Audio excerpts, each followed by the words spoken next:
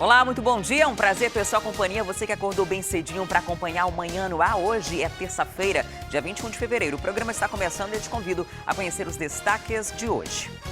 Rodoviários cruzam os braços nessa madrugada. A paralisação atinge 70% da frota da cidade e deixa milhares de usuários sem ônibus. São pelo menos 800 mil pessoas que usam transporte coletivo todos os dias que já começam a ser atingidas. Os ônibus não passam nos terminais de integração e nem nas paradas de ônibus que estão lotadas, principalmente nas zonas leste e norte da cidade. Com medo de novos acidentes aéreos, os moradores solicitam do Ministério Público Federal a retirada do Aeroclube do bairro de Flores. Segundo o presidente do Instituto Amazônico da Cidadania, não dá mais para conviver com o perigo. Decreto presidencial coloca em risco o pagamento do seguro-defeso. A medida pode atingir 95 mil pescadores no Amazonas. Esse é o assunto da nossa entrevista de hoje. E ainda, a polícia desarticula grupo suspeito de roubar um policial militar que fazia a segurança do Ministério Público Estadual. O Leivan foi o mandante do crime e também a pessoa que ficou com o carro e com as armas foi localizado na última sexta-feira. A morte de macacos de diferentes espécies está sendo investigada pela Fundação de Vigilância em Saúde em Novo Aripuanã, no interior do Amazonas. Isso e muito mais a partir de agora. Manhã no Ar, o seu dia começa aqui.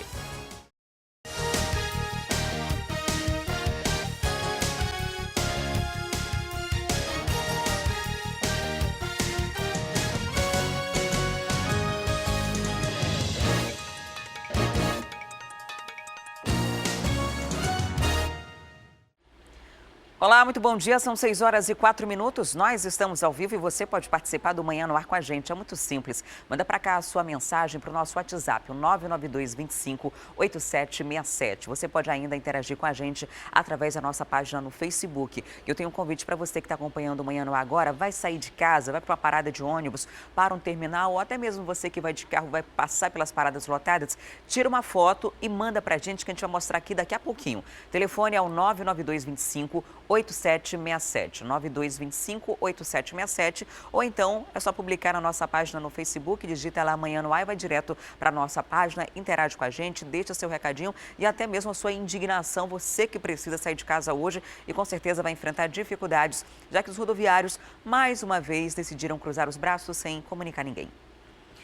A gente começa essa edição do Manhã no Ar falando de mais uma greve dos rodoviários. Dessa vez, cerca de 30% da rota de todas as linhas da cidade, nas linhas de ônibus, estão paradas. Sobre esse assunto, eu converso ao vivo com Danilo Alves. Olá, Danilo. Como está a situação por aí? Você está na zona leste da cidade, é isso? Bom dia. Bom dia, Adriane. Bom dia a todos que assistem o Manhã no Ar. Nós estamos aqui em frente à garagem da Global Green, uma das maiores empresas que opera aqui na cidade. A gente verifica a situação agora. Existem muitos ônibus que ainda estão nas garagens. Como você falou, 30% da frota está parada. O resto, os 70%, estão nas ruas. O motivo dessa paralisação, dessa vez, é em questão do adiantamento. Eles falam que é o vale que os servidores do transporte possuem, que é aquela quinzena, no caso, né? Eles receberiam no dia 20, mas, de acordo com eles, os empresários, os chefes, disseram que não teria um prazo específico, um prazo aí certo para que eles recebessem. Ou seja, não receberiam no dia 20, então não tinha uma data específica para receber. Além, lógico, da questão do dissídio coletivo de 2016, que ainda não foi acertado com a prefeitura e também com as empresas, junto com o TRT, enfim. Aí, agora a gente está aqui na frente falando justamente isso, que eles acabaram cruzando os braços porque não aguentavam mais, e conversar com um dos trabalhadores aqui do serviço, né, que é prestado. Nogueira Félix, muito bom dia para você. Conta um pouquinho para a gente sobre essa situação. Vocês acabaram decidindo de última hora cruzar os braços porque já não aguentavam mais. Como é que está essa situação? Eles disseram que não iriam pagar porque não tinham dinheiro esse adiantamento, é isso? Bom dia, Adriano Diniz. Bom dia a todos os ouvintes, né, e telespectador da Crítica Manhã no Ar. E a notícia desagradável para o trabalhador, Danilo, é porque a gente amanheceu, eles tinham que pagar a gente ontem, né, nosso vale, e também cumprir com um acordo que foi do nosso dissídio, que essa briga já está com 8 meses aí.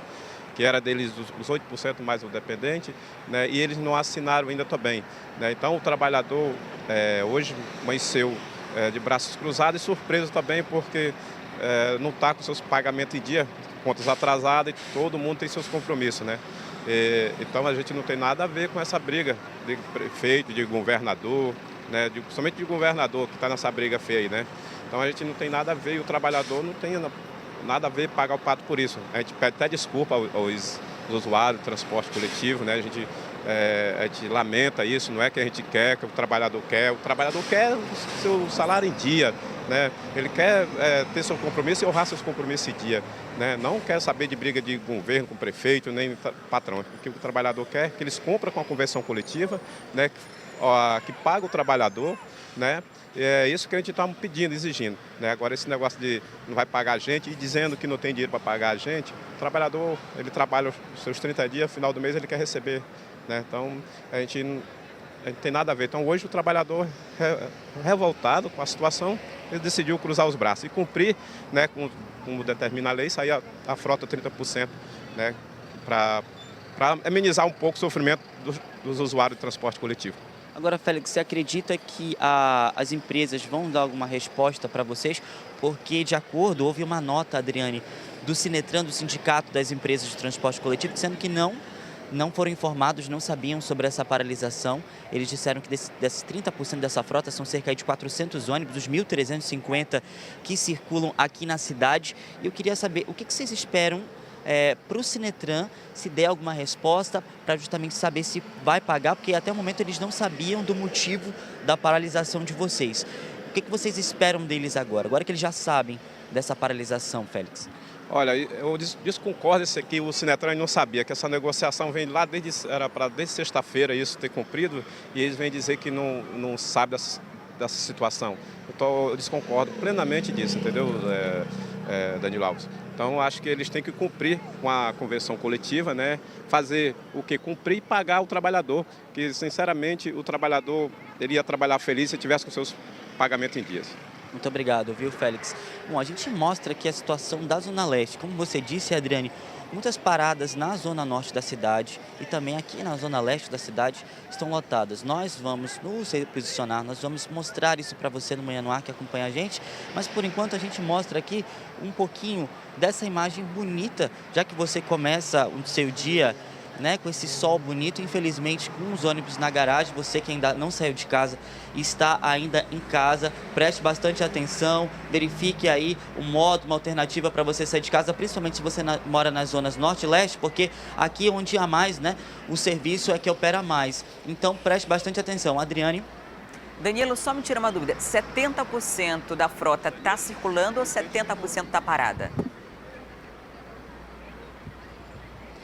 70% da frota está circulando. O restante, de acordo com os trabalhadores, 30% da frota está, no caso, está na garagem. Os 70% está circulando. A gente vê aqui alguns trabalhadores aqui na frente esperando a resposta, né? Porque houve aqui uma reunião no começo da manhã, às 4 horas da manhã, junto com o sindicato. Eles chegaram aqui, decidiram não conversar com a gente. Por isso que chamaram o Félix, justamente porque é um trabalhador, porque eles queriam mostrar realmente, de acordo com eles, a realidade do trabalhador. Mas, enfim, a gente está aqui mostrando agora a situação para vocês, para saber o que vai acontecer, já que o sindicato das empresas do transporte coletivo não sabiam dessa situação, como a gente acabou de falar, e a gente vê o desdobramento dessa situação durante o dia, durante a nossa programação, já que houve toda essa questão desses 400 ônibus, dos 1.300, dos 1.350, né? Até parece um pouquinho mais da porcentagem, né?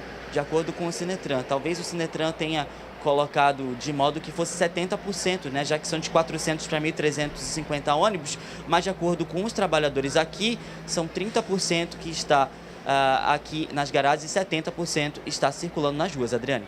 Tá certo, Danilo, muito obrigada pelas informações. Até daqui a pouco. E olha, o Sinetran, na verdade, os rodoviários seguem o indicativo de um serviço essencial quando há uma ação de greve, né? Então, eles seguem esse indicativo, colocando 70% para funcionar, porque eles precisam colocar. O problema é que não houve a comunicação prévia no Tribunal Regional do Trabalho e nem o Sindicato das Empresas de Transporte Coletivo, de acordo com a própria nota divulgada pelo Sinetran. E a polícia conseguiu desarticular um grupo suspeito de roubar um policial militar que fazia a segurança do Ministério Público Estadual. Durante a operação, uma submetralhadora que havia sido levada pelos bandidos foi recuperada. 2 homens foram presos e 2 adolescentes apreendidos. João Vitor Rodrigues e Rusleivan Queiroz foram capturados depois de uma investigação comandada pela Delegacia de Roubos e Furtos de Veículos, que procurava por um carro do Ministério Público do Amazonas. Junto com eles, 2 adolescentes também foram apreendidos. O João Vitor foi localizado no dia 10 e na última sexta-feira o Leivan foi o mandante do crime. E também a pessoa que ficou com o carro e com as armas foi localizado na última sexta-feira. A partir da prisão desses 2 envolvidos, nós chegamos até a metralhadora e o colete que eles haviam enterrado em um terreno baldio. Nós continuamos na investigação, né? A arma sabíamos que passou por o Leivan, havia repassado essa arma para um terceiro. Né? E as investigações continuam para saber se foi usada para um outro crime. A dupla de assaltantes negociou a arma. Eles chegaram a vender a submetralhadora por R$14 mil. Mas a polícia conseguiu surpreendê-los e recuperar o carro, o armamento, um dos coletes e balas. Tudo foi perdido quando o policial militar, responsável pela segurança do Ministério Público, foi assaltado no bairro Nova Cidade. Estava fazendo a segurança de um dos membros do GAECO. Terminou aquele turno, né, envolvendo o promotor de justiça em questão, foi deixar o outro segurança em casa, que é lá no Conjunto Galileia. No retorno é que sofreu esse assalto. E agora a gente vai falar de outro roubo que aconteceu também na cidade, no último fim de semana, no Conjunto Renato Souza Pinto. O motoboy teve a moto levada da frente da própria casa depois que 2 homens armados o abordaram. As câmeras de segurança flagraram toda a ação. Essas imagens, elas mostram o momento em que a moto do Cleison foi levada por 2 homens. Eles vinham nessa direção aqui na rua 1 do Conjunto Renato Souza Pinto 1. Eles passaram pela primeira vez aqui, em frente à casa do Cleison, e quando voltaram, eles estavam a pé e abordaram o Cleison. O que eles falaram para você? Certo. No primeiro momento, a primeira coisa que eles queriam sempre era focado no alarme da moto. Muito nervosos, levaram meu telefone, meus documentos e fugiram na moto. As imagens chegaram a mostrar nitidamente o rosto desses 2 homens. Além do assalto e da perda material, é que a moto é o instrumento de trabalho do Cleison. Como é que você vai fazer agora? Agora eu vou ficar parado em casa à procura da moto, que eu estou 24 horas atrás. E eu dependo dela do meu dia a dia para me ir e voltar para o trabalho. Não. Ainda nem pagou a moto? Não, ainda tem umas parcelas pendentes. E já registrou o caso? Sim, eu já fiz o BO na Delegacia de Roubos e Furtos de Veículos. Estou aguardando a resposta da equipe de investigação. Se você identificou as 2 pessoas que aparecem aí no vídeo ou se tem alguma informação sobre a moto roubada, pode entrar em contato com a polícia no telefone 181 ou 190. E o morador do Conjunto João Bosco, no Coroado, procura pelo homem que invadiu a casa da família na última quinta-feira. O bandido fugiu levando o notebook, celular e outros objetos de valor. Até a Morel tem os detalhes desse caso. O assalto desse bandido, que nós vamos mostrar agora, aconteceu na semana passada na zona leste de Manaus. Imagens de uma câmera de vigilância de um dos vizinhos desta casa, onde nós estamos agora, mostram o momento em que ele quase ia saindo da casa depois de invadir a residência. Ele estava tentando sair por esse muro quando ele percebeu que a proprietária estava chegando. A partir daí, ele correu para dentro da casa e se escondeu. A dona da casa, que estava chegando de uma venda, percebeu que a porta estava entreaberta, mas achou que tinha esquecido de trancar o cadeado. Não foi isso que aconteceu. Ele já estava lá dentro, esperando que ela realmente entrasse dentro da casa para perguntar se alguém mais estava chegando. Ele chegou a amarrá-la, a imobilizá-la e a ameaçá-la. Ela disse que o marido estava chegando e foi assim que ela se salvou. As imagens mostram o momento em que ele sai aqui da casa com as coisas que ele já tinha separado.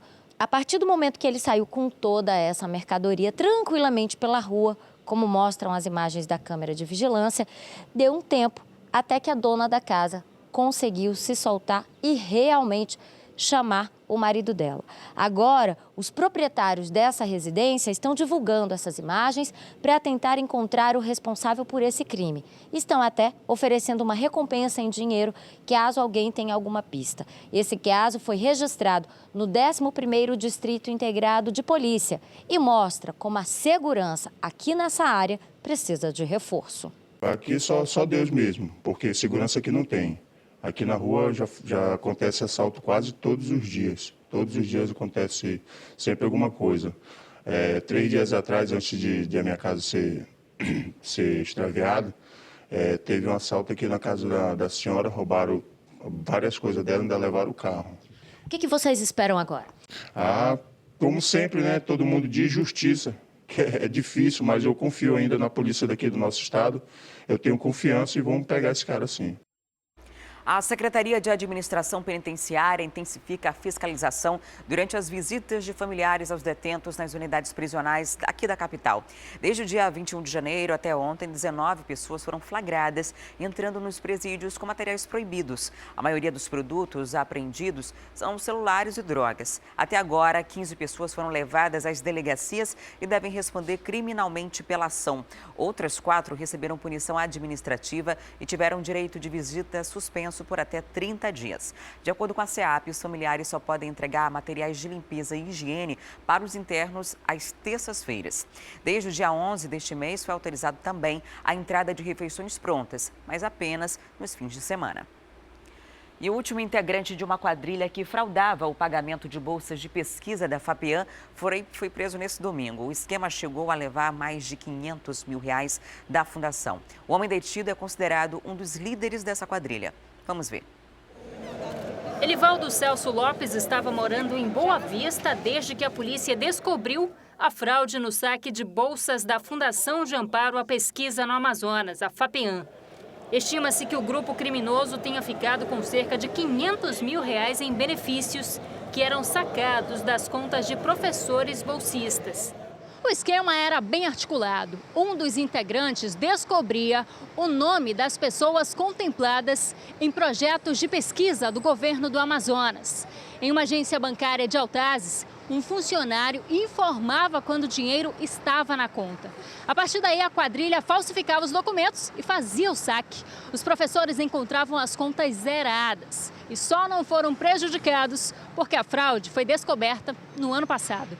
A própria diretora da FAPEAM, à época, enviou uma notícia-crime ao DRCO pedindo para que se apurasse e falando o nome dos professores com os dados da conta, o que tinha acontecido, que foi possível desmantelar essa organização criminosa e o Elivaldo foi o último integrante a ser preso. 8 pessoas chegaram a ser presas, mas faltava encontrar Elivaldo. Neste fim de semana, ele veio para Manaus visitar a família e foi capturado. Com ele, a polícia encontrou 6 identidades, todas com nomes diferentes e certificados que também podem ter sido fraudados. Serão instaurados outros inquéritos para apurar de maneira autônoma esses crimes. Com relação ao certificado, como se trata de uma universidade federal e há apenas indícios de que é falsificado, nós iremos mandar o inquérito para a Polícia Federal, porque é atribuição da Polícia Federal, e para a Justiça Federal. A sensação de insegurança aumentou bastante para os moradores da rua Nilo Gebe, lá no conjunto Ouro Verde, na zona leste da cidade. É que a falta de iluminação pública gerou outro problema. Além da escuridão, os assaltos e furtos constantes na via. Quem mora por lá precisa transitar durante a noite, tem medo de que alguma coisa mais grave aconteça. Vamos ver. Dona Maria está com medo e não é por menos. A casa dela já foi invadida. Entrou 2 homens Aí levaram a televisão, jogaram por ali, aí a gente conseguiu ainda pegar, né, e trazer a televisão para casa. Entrou uma vez, pode entrar 2, 3. Dona Cristina teme que os filhos sejam assaltados. E os meus filhos chegam tarde, né, que fazem faculdade, e a gente fica muito apreensiva, né, na chegada, porque a rua está assim, com quase todos os postes sem energia mesmo. De acordo com os moradores, foi no mês de julho do ano passado que os postes ficaram assim, ó, sem iluminação. A situação se agrava a cada dia por conta dos assaltos que vêm acontecendo aqui na rua. A dona Maria da Conceição é uma das moradoras antigas e ela é aposentada e já está cansada de ligar lá para a concessionária e não ter uma resposta, né, dona Maria? É verdade, eu já estou cansada de ligar para lá e eles não me atendem, desligam o telefone, né? São pelo menos 80 famílias convivendo com a escuridão e os constantes assaltos na rua. E olha que a taxa de iluminação pública vem sendo paga, mas o serviço não é feito. A gente liga para Manaus Energia, eles falam que vão mandar uma equipe e essa equipe, eu acho que é fantasma. Todo mês, nas contas de energia, vem a taxa de iluminação pública, né? E agora a gente paga para quê? Em nota, a Unidade Gestora de Projetos Municipais de Abastecimento de Energia informou que tomou ciência dos problemas de iluminação aí na rua Nilo Gebe, no bairro Ouro Verde, por meio da nossa produção. Disse ainda que uma equipe da Manaus Luz vai até o local para atender a demanda da população. A UGPM Energia lembra também que a solicitação de manutenção de luminárias pode ser feita por meio do telefone 0800 201 0001 e que as pessoas guardem o número de protocolo de atendimento para conferir o andamento do pedido solicitado. E a gente continua falando dos casos de comunidade no bairro Tancredo Neves. Um hip-hop está preocupando os moradores da Rua da Paz. A estrutura está desabando e toda vez que chove, o igarapé transborda. Até a Morel tem os detalhes.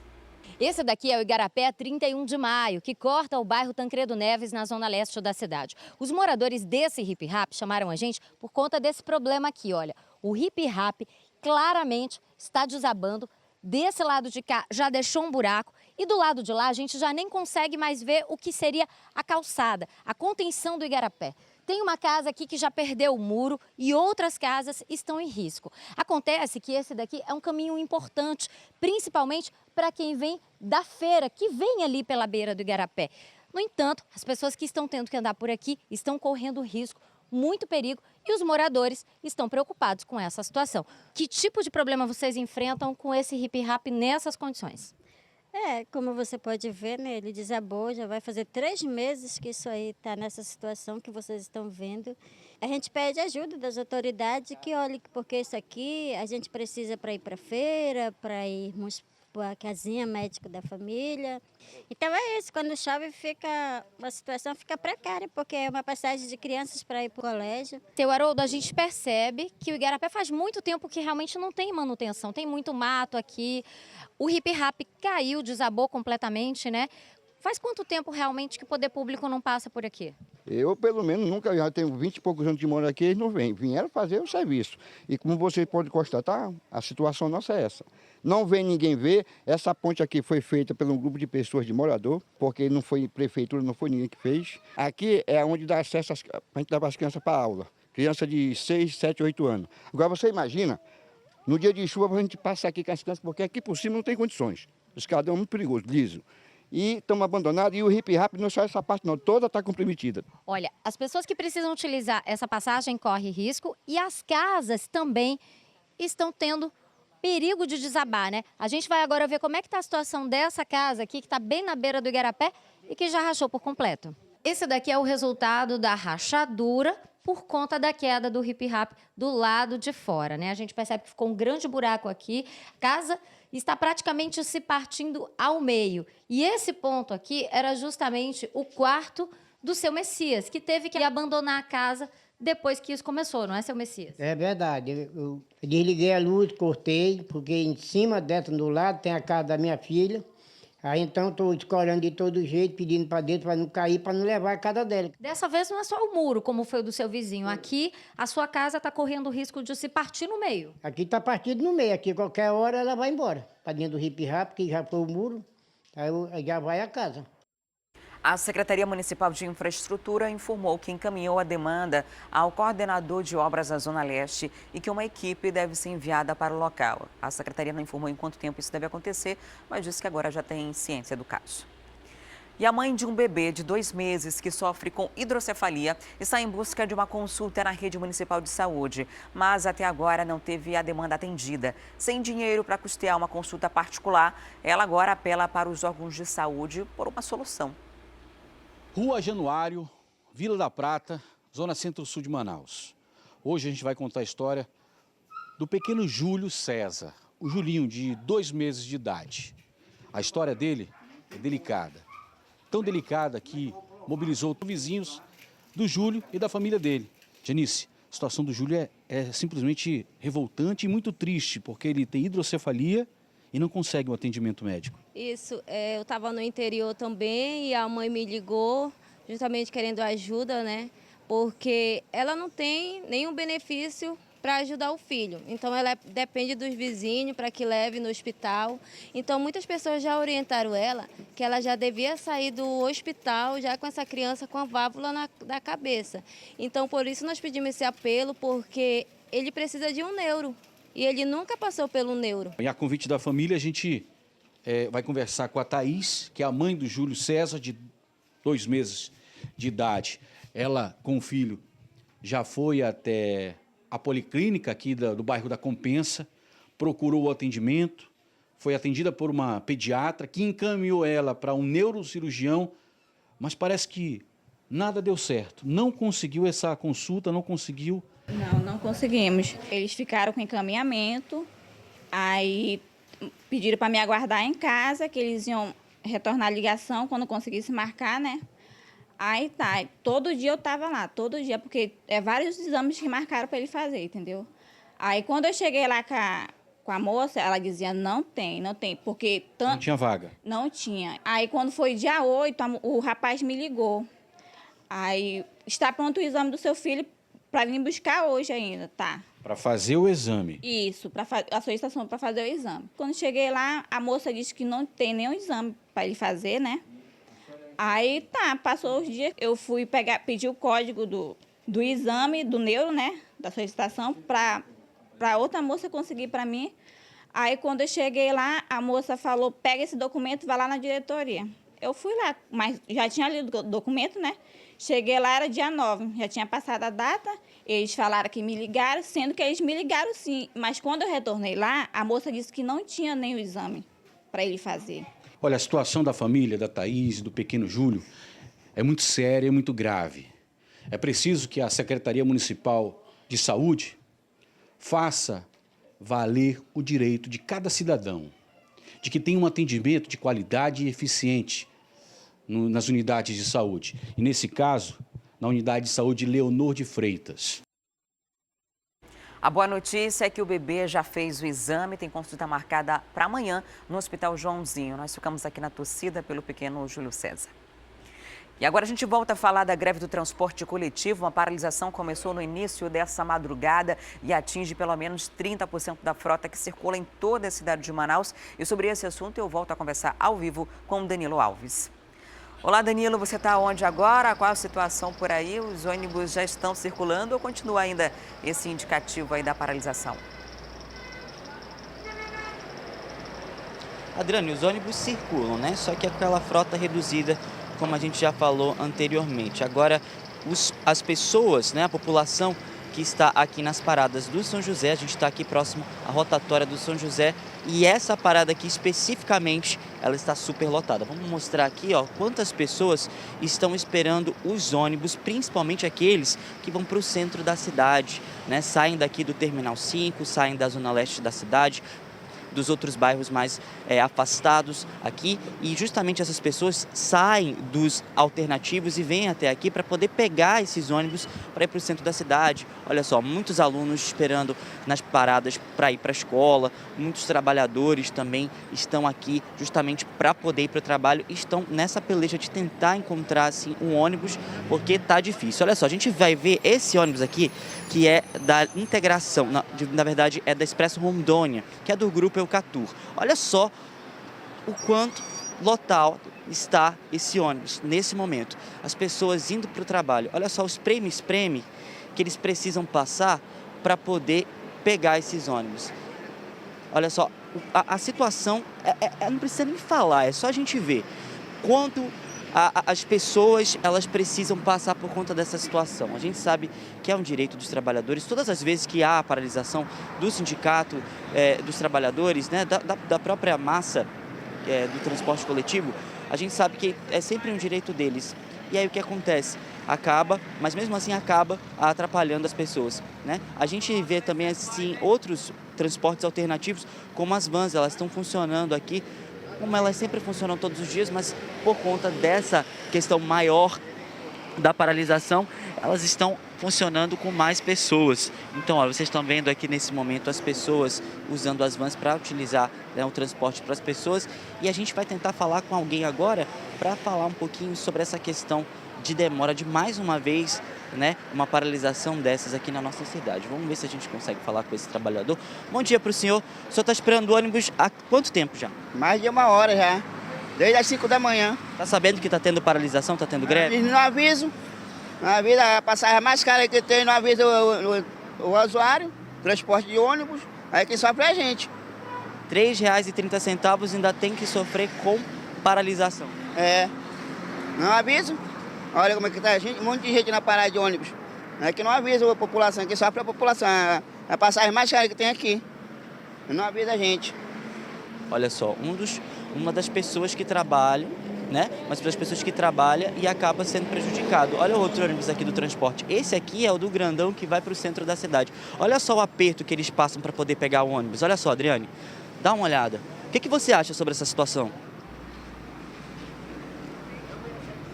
É uma situação absurda, né, Danilo? A gente vê a quantidade de pessoas que tentam pegar o transporte coletivo e não conseguem, né? Os rodoviários alegam aí que querem seus pagamentos em dia, que têm o direito, mas o direito deles não é bem assim, não. É preciso seguir um indicativo, é preciso comunicar à população. Muitas dessas pessoas que estão tentando pegar o ônibus agora estão indo para o trabalho, estão indo para uma entrevista de emprego, tentando chegar a um exame que foi marcado, uma consulta médica, e a gente sabe da dificuldade. Olha o sufoco, o ônibus partindo de portas abertas, com as pessoas para o lado de fora e muita gente que continua na parada de ônibus. Enfim, é uma situação absurda e lamentável.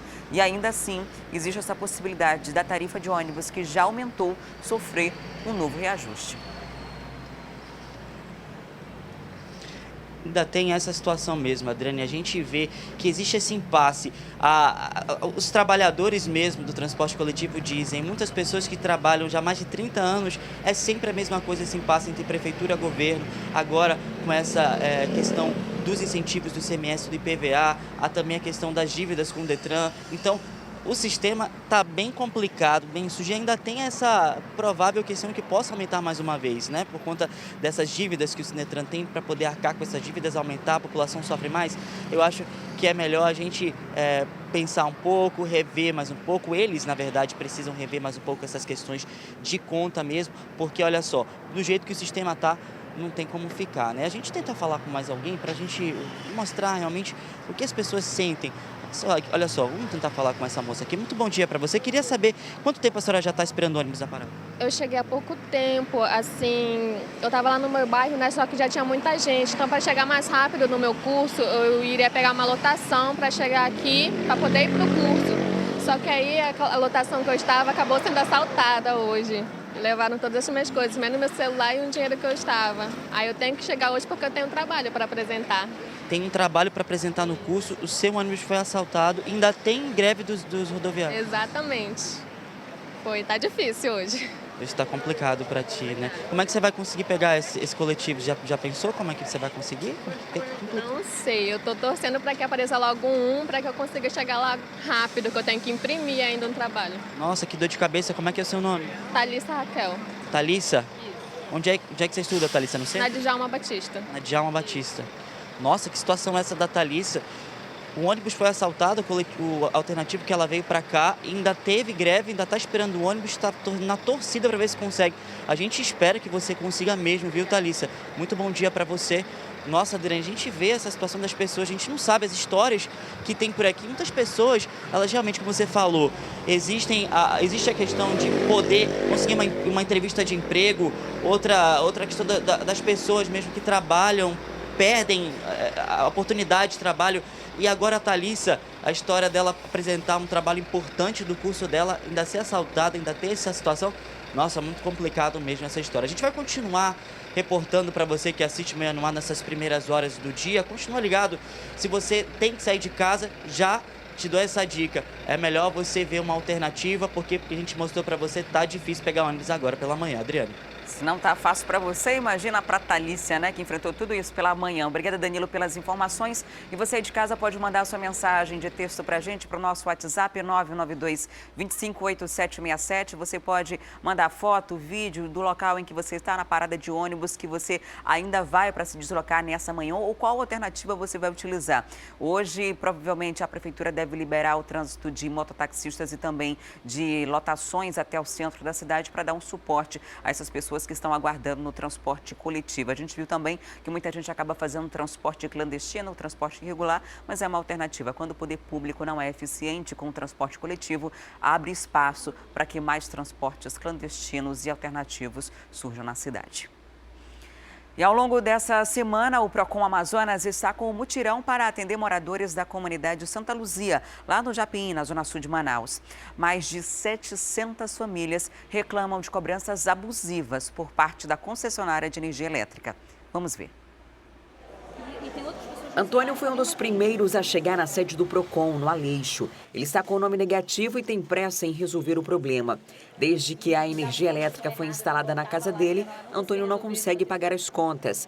Caras demais para um assalariado, que vive com 2 pessoas em um pequeno imóvel na comunidade Santa Luzia, na zona sul da cidade. Eu tenho um ar-condicionado, uma geladeira, um bebedouro, uma televisão e um ventilador. A gente só liga à noite, quando chega do trabalho. Meu filho vamos para aula de dia, e quando a gente sai, a gente desliga tudo. A gente só liga quando a gente está em casa. A gente quer pagar mais que a gente usa, que chega o que a gente pode pagar. Eu não vou trabalhar só para me pagar a luz e o que eu vou me alimentar, eu e minha família. Antônio ficou frente a frente com um representante da concessionária de energia. O Procon intermediou a conversa, mas não houve acordo. Mas, pelo menos, conseguiu que um técnico visitasse a casa dele para conferir o contador. Assim como o Antônio, o órgão de defesa do consumidor estima que mais de 700 moradores da comunidade Santa Luzia enfrentam esse problema de cobrança supostamente indevida. Então, nós temos aí contas que estão há 4, 5 anos, nós temos contas que estão com consumo elevadíssimo, que precisa fazer um levantamento de carga e que até então é difícil para o consumidor ter essa data prevista. E aqui a gente pode já contar com o técnico da empresa, com o técnico do Procon, não é? E juntamente com a fiscalização para que a gente possa resolver de uma forma célere e o consumidor ter o seu crédito aí resgatado. O mutirão de atendimento vai até o fim desta semana, de 8 da manhã até as 2 da tarde. Para isso, basta apresentar RG, CPF, comprovante de residência e as contas em questão. Com relação a operadoras de telefonia, com relação a bancos, com relação a produtos, com relação a serviços, com relação à saúde, com relação à educação, não é? Então, é interessante que se esclareça que o Procon do Estado do Amazonas, ele atende todos esses assuntos e as pessoas que se sentirem lesadas, que eles possam procurar o Procon para que aqui seja intermediado. E com medo de novos acidentes aéreos, moradores solicitaram ao Ministério Público Federal a retirada do Aeroclube do bairro de Flores. O caso também vai ser discutido na Assembleia Legislativa, aqui do Estado do Amazonas. O pedido foi protocolado nesta segunda-feira. Segundo o presidente do Instituto Amazônico da Cidadania, não dá mais para conviver com o perigo. No entendimento da comunidade local onde nós tivemos, não tem. É um clamor deles, todas as vezes que há uma descida de uma aeronave, o medo lá tomou conta da população. O documento foi elaborado a partir de um relatório sobre o 8º acidente que ocorreu no local desde 2002. Uma aeronave ia para o município de Novo Aripuanã, no interior do estado, quando caiu em uma área verde do bairro Parque 10. 6 pessoas morreram, entre elas uma criança.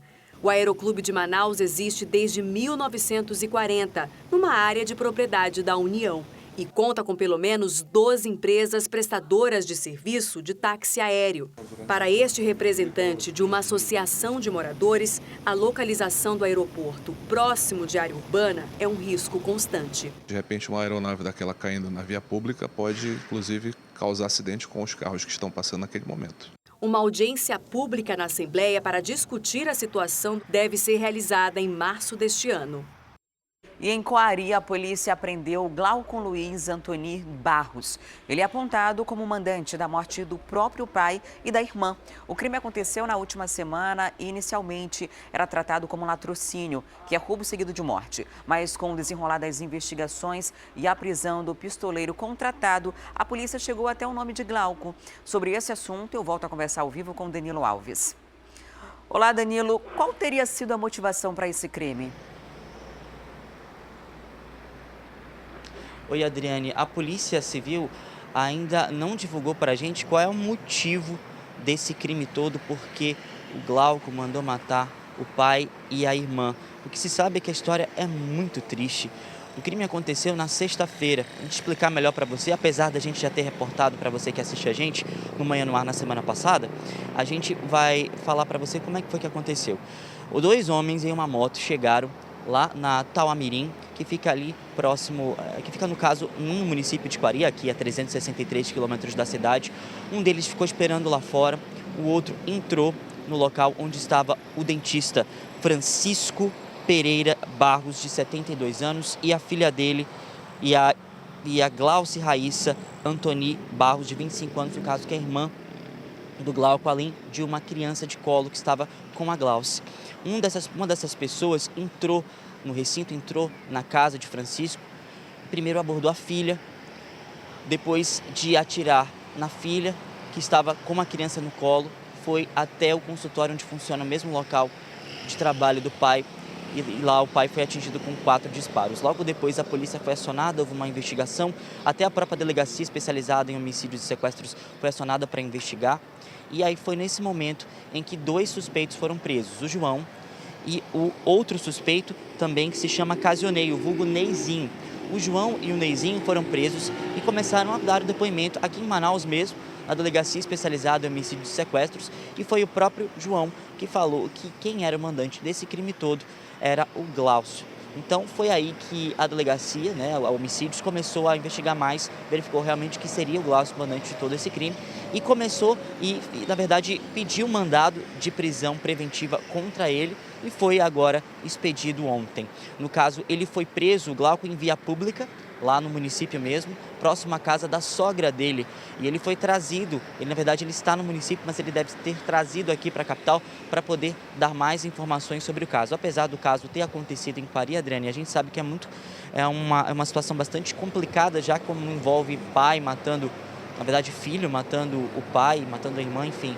A gente ainda não sabe a motivação desse crime, mas provavelmente a Polícia Civil, a Delegacia de Homicídios, deve divulgar essa motivação, já que houve toda a investigação para poder chegar até o nome do Glaucio, devido a esses depoimentos das pessoas que executaram, já que foram presas. Agora, essa terceira pessoa, no caso, um filho, que mata o pai e a própria irmã, deve ter um motivo bastante conclusivo, bastante sério já para ele poder fazer isso. A gente sabe que nada justifica uma morte dessas, mas ele deve ter os motivos dele e a polícia, apesar disso, já apreendeu e agora vai ouvi-lo para poder saber qual é a real motivação de isso ter acontecido. Adriano.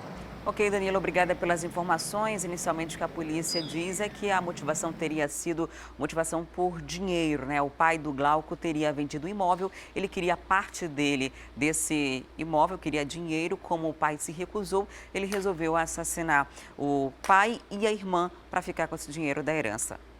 Inclusive, esse é o destaque do jornal A Crítica de hoje, que diz: dentro de casa, pai e filha são executados por dinheiro. Segundo a polícia, filho mandou matar o pai e a irmã para ficar com o dinheiro da venda de um imóvel. Essas e outras reportagens completas podem ser conferidas no seu celular ou tablet. É só baixar gratuitamente o aplicativo A Crítica Digital. Cadastrando-se, você ganha 1 mês de assinatura grátis. O aplicativo já está disponível para os sistemas Android e iOS.